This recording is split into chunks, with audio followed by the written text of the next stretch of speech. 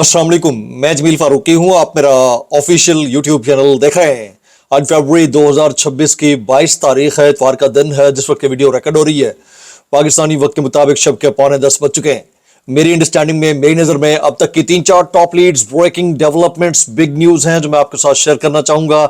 सबसे पहली और बड़ी खबर अडियाला से, जिसके वकील 25 करोड़ अवाम के महबूब रहनुमा कप्तान कैदी नंबर 804 इमरान खान के नजरिए, उनके मंशूर, उनके मैंडेट, मिशन रिहाई, मिशन मुलाकात, खासतौर के ऊपर 2024 में चोरी होने वाला वो मैंडेट है जिसके ऊपर किसी ने भी 2 साल तक बात नहीं की। खास तौर के ऊपर रईसुल टाउटीन ने और टाउट गुमाश्तों यानी साफियों ने।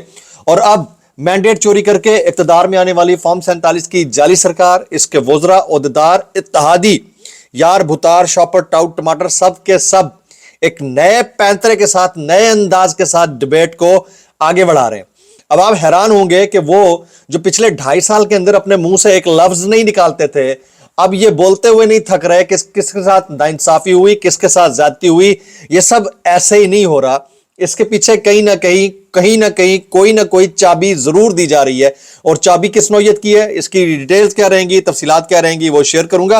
अब आपको पता ही है कि सहाफी गुमाश्ते जब तारीफों के पुल बांधते हैं तो कच्चे के अंदर भी पुल खड़ा कर देते हैं, दरियाओं के ऊपर भी पुल खड़ा कर देते हैं, समंदरों के अंदर भी पुल खड़ा कर देते हैं, और फिर सहराओं के ऊपर भी पुल बना देते हैं।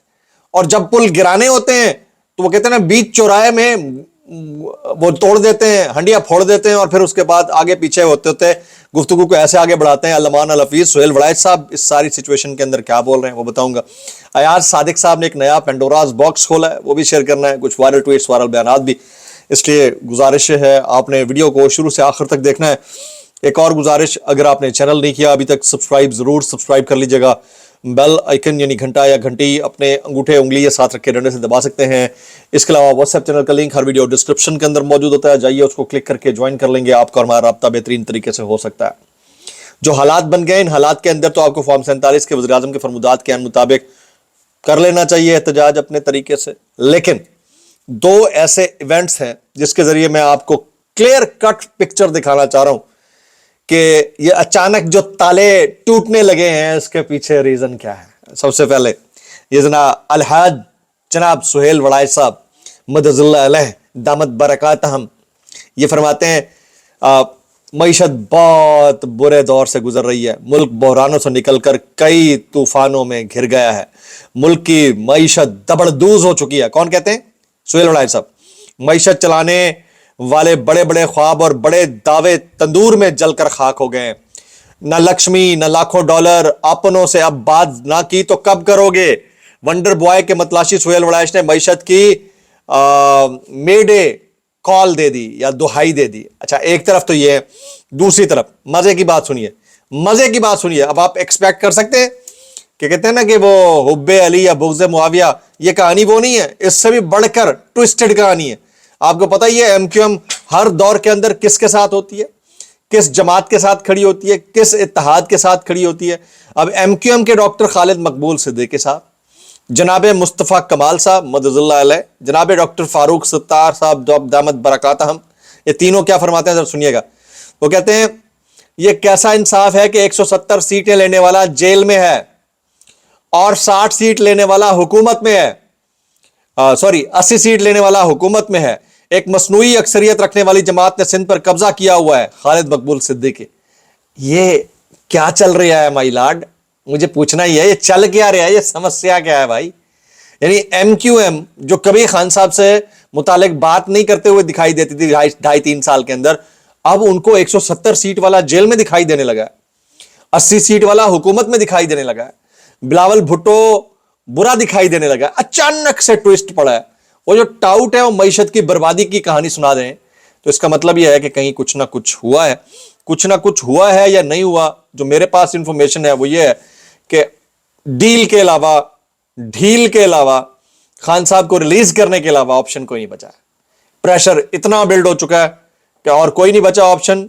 ताले खुद से टूटे ना टूटे तोड़ दिए जाएंगे, क्योंकि आगे ऑप्शन कोई नहीं है। और इसके ऊपर अब बहुत सारे दोस्त खुलकर बात करने लगे हैं। उससे पहले कि मैं कौन कौन बात करने लगा है वो शेयर करूं, जरा ये अयाज सादिक साहब ने एक नई समस्या खड़ी कर दी है, ये नया पेंडोरास बॉक्स खोला है। ایاز صادق کہتے ہیں کہ ملک سے باہر تھا جب ڈاکٹر نے عمران خان کو دیکھنا تھا، مجھے محسن نقوی کا فون آیا، میں نے بیرسٹر گوہر کو پیغام دیا کہ مرضی کے ڈاکٹرز اور فیملی ممبرز کا نام دے دیں۔ میں نے کانفرنس کال میں کہا کہ گوہر صاحب آپ چلے جائیں، تاخیر سے معائنہ شروع کر دیں گے، آپ آ جائیں، ڈاکٹر کہے گا تو 1 ماہ کے لیے شفٹ کر دیں گے، اگر ڈاکٹر نہیں مانیں گے تو فیصلہ قانون کے مطابق ہوگا۔ اب کون سا قانون اس ملک کے اندر ہے سب کو پتا ہے، لیکن ایاز صادق صاحب سے کوئی یہ سوال کرے کہ شفٹ کرنا تھا تو روکا کیوں گیا؟ کس نے روکا؟ کاہے روکا؟ آپ اتنے امپورٹنٹ تھے تو اس وقت اگر کیا تھا تو اب اعلان کیوں کر رہے ہیں؟ تبھی کر دیے ہوتے، اب کاہے کر رہے ہیں؟ یہ کوئی سوال پوچھے تو ان سے پوچھ لے۔ صرف گنگلو آندھی مٹی لانا، کوئی اوقات نہیں ہے اس حکومت کی، صاف بتا رہا ہوں، clear cut to the point, they stand nowhere, بات ختم ہو گئی۔ اور اس ساری سچویشن کے اندر جو ہے حالات ملک کے کیا ہیں یہ آپ کے اور ہم سب کے گوش گزار ہونا چاہیے۔ مطیع اللہ جان صاحب کے ساتھ کیا ہوا سب کو پتا ہے، فرد جرم عائد کرنے کی تاریخ مقرر کر دی گئی تھی، پھر کیا ہوا وہ ڈیٹیل جیسے جیسے آئیں گی بتاؤں گا۔ گو کہ پنجاب کے ایک لیب نے جو ان کے خلاف منشیات کیس کا معاملہ تھا، جو ایویڈنس تھا اس کو نیگیٹو قرار دے دیا، لیکن کیس اپنی جگہ موجود ہے۔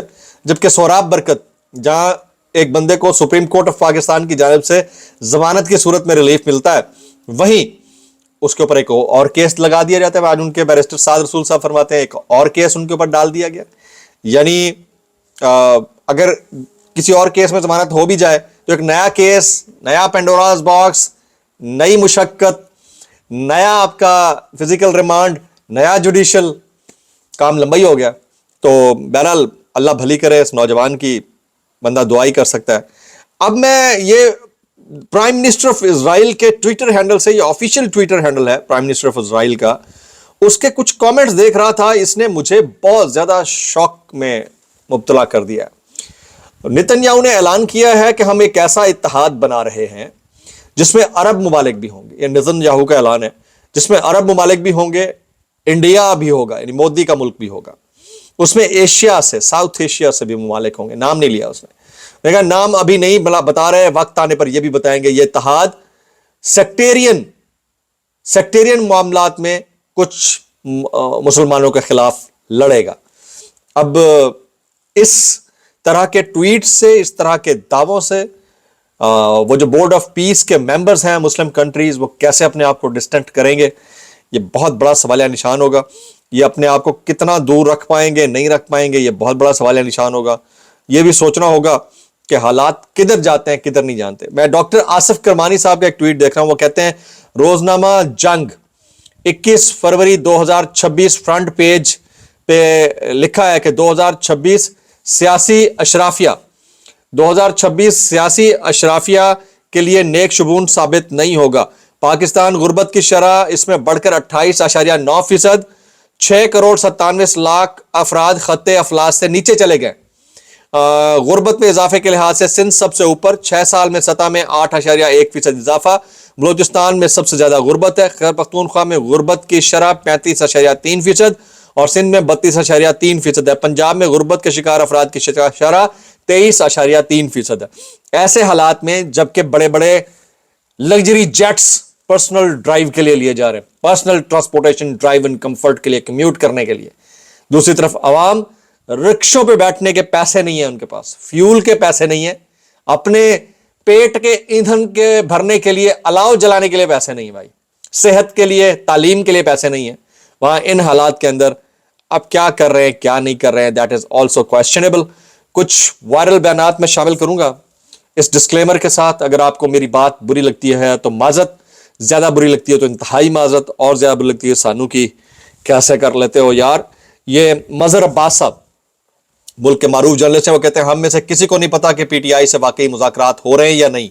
عمران خان جیل میں ہیں، انہیں باہر کے حالات کا نہیں معلوم۔ جس طرح پیپلز پارٹی بھٹو کو رہائی نہ دلا سکی، ویسے ہی آج پی ٹی آئی اپنے لیڈر کو رہائی نہیں دلا پا رہی۔ بھٹو کی گرفتاری کے بعد بھی کارکنوں کو مطمئن کرنے کے لیے ایک شہری ایکشن کمیٹی بنی تھی، کیونکہ یہ پیپلز پارٹی کی لیڈرشپ ناکام ہو گئی تھی۔ اب بھی یہی صورتحال ہے۔ رہائی فورس ایک خطرناک اقدام ہے، اس کا تحریک انصاف کو بہت نقصان ہوگا، سمجھنے اور سوچنے کی ضرورت ہے۔ اچھا، اون عباس بپی صاحب کہتے ہیں کہ 10 ارب میں پورا پی آئی اے بیچ دیا گیا، 40 ارب ایک ایسے انٹرنیٹ فائر وال پر جھونک دیے گئے جو خود ہی بیٹھ گیا۔ اپیرنٹلی ابھی تو فیک نیوز ہی لگتی ہے, پتہ نہیں اب ہے یا نہیں ہے. نتیجہ سست رفتار انٹرنیٹ, وی پی این تک بند, آئی ٹی کاروبار تباہ. پاشا کے مطابق تقریباً $300 ملین کا نقصان, مگر کوئی پیچھے یا پوچھے تو سوال کرنے پر پیکا کا ٹیکا. اب اس کے اوپر بندہ کیا کہہ سکتے ہیں. مطیع اللہ جان صاحب یہ کہتے ہیں عمران خان منصفانہ الیکشن کی ڈیل کر کے باہر آتے ہیں تو یہ عوام کے لیے ڈیل ہوگی, کیونکہ فری الیکشن تو وہ عوام کے لیے مانگ رہے ہیں. میں سمجھتا ہوں یہ منصفانہ ڈیل ہوگی. اگر دن بھی شفاف الیکشن پر راضی ہو جائے, دن یعنی جس کا دال ہٹا دیں تو نون بچ جاتا ہے, تو وہ بھی ووٹ کو عزت دے گی, نون لیگ کی عزت میں بھی تھوڑا اضافہ ہوگا. اگر نواز شریف کہیں گے کہ ہم فری اینڈ فیئر الیکشن کرائیں گے اور جو بھی حکومت میں آئے گا اس کا احترام کریں گے, تو سب کو لیول پلینگ فیلڈ دی جائے گی. ایسا لگتا نہیں ہے, لیکن بہرحال دیکھتے ہیں ہوتا ہے نہیں. اس کے اوپر ارشاد بھٹی صاحب اور یا مقبول جان صاحب یہ کہتے ہیں کہ خان صاحب کا باہر نکلنا اب رائٹنگ آن دا وال ہے اور کوئی آپشن بچا نہیں ہے. آپ نے میکسیمم کامنٹس کرنے, دعا میں یاد رکھنا ہے. السلام علیکم ورحمۃ اللہ وبرکاتہ.